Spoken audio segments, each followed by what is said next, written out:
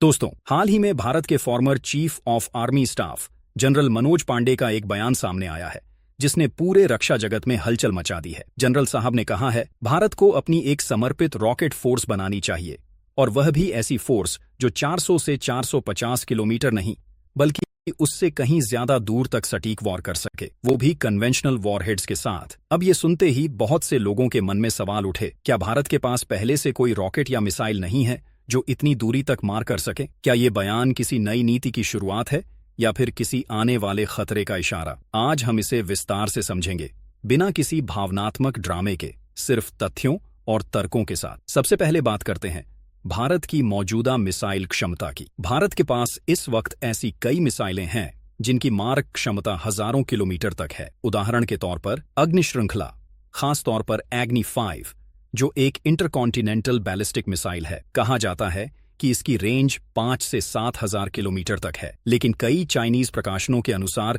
यह क्षमता 10,000 किलोमीटर से भी अधिक हो सकती है। यानी भारत के पास लंबी दूरी तक वॉर करने की क्षमता पहले से मौजूद है। तो फिर जनरल मनोज पांडे को अलग से रॉकेट फोर्स की जरूरत क्यों महसूस हुई? दरअसल यह पूरी बहस न्यूक्लियर बनाम कन्वेंशनल क्षमताओं की है। भारत की अधिकतर लंबी दूरी की मिसाइलें न्यूक्लियर वॉरहेड्स के लिए डिजाइन की गई हैं, लेकिन जनरल पांडे जिस रॉकेट फोर्स की बात कर रहे हैं वह कन्वेंशनल यानी गैर परमाणु हथियारों पर आधारित होगी, जो युद्ध के मैदान में बिना न्यूक्लियर खतरे के दुश्मन को भारी नुकसान पहुंचा सके।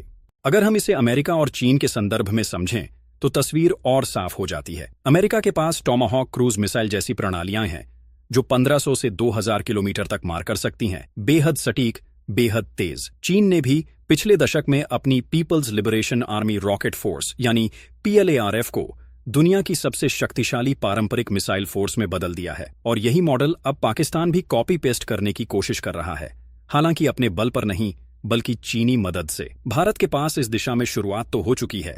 पिनाका रॉकेट सिस्टम, जिसकी रेंज पहले 40 किलोमीटर थी, अब बढ़कर 100 से 300 किलोमीटर तक पहुंच चुकी है। ब्राह्मोस मिसाइल, जो भारत रूस का संयुक्त प्रोजेक्ट है, 300 से 350 किलोमीटर तक मार कर सकती है, और अब इसे सुपरसोनिक से हाइपरसोनिक वर्जन में अपग्रेड करने पर काम चल रहा है। लेकिन जनरल मनोज पांडे का कहना है कि हमें केवल रक्षा नहीं, डिटरेंस यानी डर पैदा करने की क्षमता चाहिए। यानी अगर कोई दुश्मन सोच भी ले कि भारत पर हमला किया जा सकता है, तो उसे यह एहसास होना चाहिए कि भारत के पास जवाब देने की क्षमता इतनी जबरदस्त है कि दुश्मन खुद को 2 बार सोचने पर मजबूर हो जाए। यहाँ एक दिलचस्प पहलू है, भारत के पास स्ट्रेटेजिक फोर्सेस कमांड पहले से मौजूद है जो हमारे न्यूक्लियर एसेट्स को कंट्रोल करता है। लेकिन रॉकेट फोर्स की बात इससे अलग है।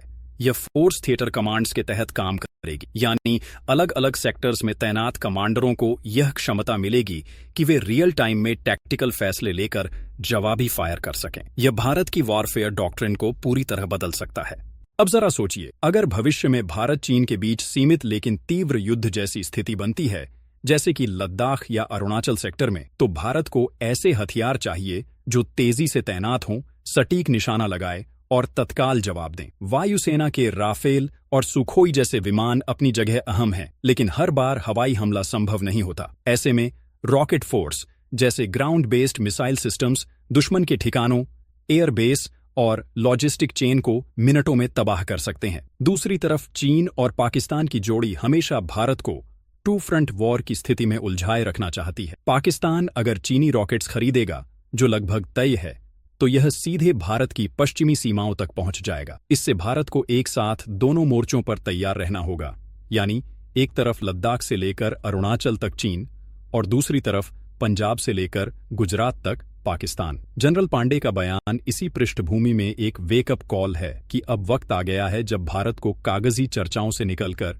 जमीनी रणनीति अपनानी होगी। अब सवाल ये है कि क्या भारत ऐसा कर सकता है? जवाब है, बिल्कुल कर सकता है। भारत के पास वो वैज्ञानिक क्षमता है जो दुनिया में बहुत कम देशों के पास है। इसरो ने बार बार साबित किया है कि भारत रॉकेटरी में सुपर पावर है। सैटेलाइट्स को सटीकता से ऑर्बिट में भेजना और इंटरप्लैनेटरी मिशन तक करना कोई साधारण बात नहीं। यह वही तकनीक है जो सैन्य मिसाइलों में भी इस्तेमाल की जाती है, जिसे ड्यूअल यूज टेक्नोलॉजी कहा जाता है। बस फर्क इतना है कि एक में पेलोड सैटेलाइट होता है और दूसरे में वॉरहेड। तो अगर भारत चाहे तो 2000-3000 किलोमीटर रेंज की कन्वेंशनल मिसाइल फोर्स बनाना बिल्कुल आसान है।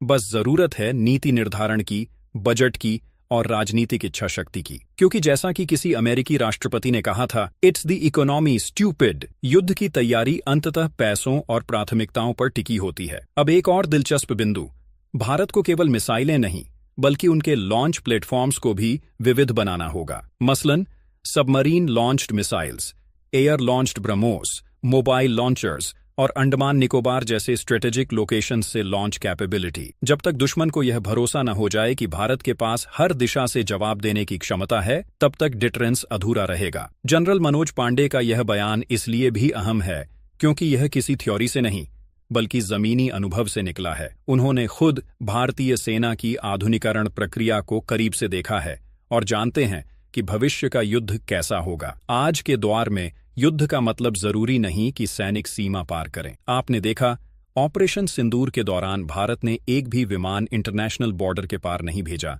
लेकिन अपने एयर स्पेस से ही सटीक वॉर करके लक्ष्य भेदे। यही है भविष्य की वॉरफेयर, स्टैंड ऑफ वॉरफेयर, जहां देश अपने क्षेत्र से बाहर निकले बिना दुश्मन को भारी नुकसान पहुंचा सकता है। तो क्या भारत के लिए यह रॉकेट फोर्स अनिवार्य है? उत्तर है हाँ। अगर भारत को अगले दशक में सुपर पावर बनना है, अगर भारत को अपनी सीमाओं की सुरक्षा के साथ साथ रणनीतिक बढ़त हासिल करनी है, तो रॉकेट फोर्स का गठन केवल जरूरी नहीं बल्कि अनिवार्य है। और शायद यही कारण है कि जनरल मनोज पांडे ने यह कहा, India must not hesitate anymore, we are a rocketry super power, we just need to act like one. दोस्तों, भारत के पास तकनीक है, दिमाग है, क्षमता है। अब बस जरूरत है एक स्पष्ट दिशा और ठोस फैसले की, क्योंकि आने वाले वक्त में जो देश अपने बटन से दुश्मन के बेस को गिरा सकेगा, वो ही दुनिया की असली ताकत कहलाएगा। दोस्तों, आज जो हमने सुना और देखा वो सिर्फ सैद्धांतिक बहस नहीं है, बल्कि हमारी सुरक्षा और रणनीति से जुड़ा एक व्यावहारिक मसला है। जनरल मनोज पांडे का चेतावनी भरा बयान हमें यह याद दिलाता है कि तकनीक और क्षमता तब तक मायने नहीं रखती जब तक हमारे पास स्पष्ट नीति और कार्यान्वयन नहीं होता। अगर हम सच में सुरक्षित रहना चाहते हैं तो सिर्फ चर्चा नहीं, ठोस फैसले और तेज कार्रवाई जरूरी है। अब आप बताइए, आपकी राय में भारत को अभी सबसे जरूरी क्या करना चाहिए? क्या रॉकेट फोर्स बनाए जाएं या मौजूदा क्षमताओं का विस्तार कर जल्दी तरह तैनाती पर जोर देना चाहिए? नीचे कमेंट में अपनी राय लिखिए। सबसे बढ़िया कमेंट को हम अगले वीडियो में पढ़कर जिक्र करेंगे। अगर आपको इस वीडियो से कुछ नया और उपयोगी मिला हो तो उसे लाइक कर दीजिए। लाइक और शेयर करने से इसी तरह की और खबरें और विश्लेषण आपको मिलते रहेंगे। अगर आप चैनल पर नए हैं तो सब्सक्राइब कर लें और बेल आइकॉन दबा दें। हम यहाँ रोजाना, साप्ताहिक, आप जो फ्रीक्वेंसी यूज करते हैं, ताज़ा रक्षा विश्लेषण, टेक्नोलॉजी अपडेट और कॉन्फ्लिक्ट ब्रेकडाउन लाते हैं। डिस्क्रिप्शन में मैंने उन रिपोर्ट्स और स्रोतों के लिंक दे दिए हैं जिनका हमने इस वीडियो में जिक्र किया। अगर आप और गहराई से पढ़ना चाहें तो वहां क्लिक कर सकते हैं। साथ ही मैंने रिलेटेड प्लेलिस्ट का लिंक भी रखा है जहां हमारे पुराने डिटेल्ड वीडियो मिलेंगे, जरूर देखें। अगर आप चाहते हैं कि मैं अगले वीडियो में रॉकेट फोर्स की संभावित संरचना, लागत और थिएटर कमांड्स के साथ इसका कमांड एंड कंट्रोल कैसे दिखे, उस पर गहराई से बताऊं तो हाँ लिखकर बताइए। आपकी फीडबैक से ही कंटेंट बेहतर बनता है। दोस्तों, सुरक्षा और रणनीति की बात करते हुए हमें हमेशा ठंडे दिमाग से, तथ्य और तर्क के साथ सोचना होगा। आप जो भी सोचते हैं, शांति, समझदारी और मजबूत तैयारी, यही हमें आगे रखेगा। मिलते हैं अगले वीडियो में।